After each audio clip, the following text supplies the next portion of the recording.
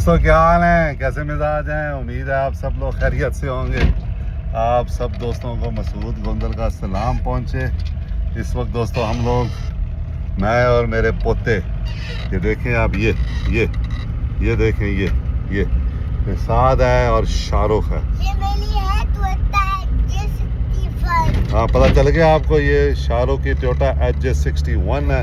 और इस वक्त तीनों दादा पोता सुबह सुबह अपनी गाड़ी को साफ करके स्टार्ट करके सैरी करने जा रहे हैं। हाँ जी, पता चल गया, सैरी करने जा रहे हैं तीनों दादा पोता।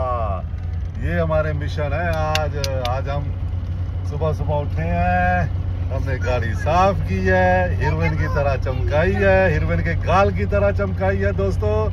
और अब हम तीनों ये देखें जा रहे हैं सैरी करने। ऐसे ही शाहरुख सैरी करने। हाँ जी, तो ये है जनाब हमारी आज सुबह का आगाज। खुश रहें दोस्तों, दुआओं में याद रखें। बहुत शुक्रिया।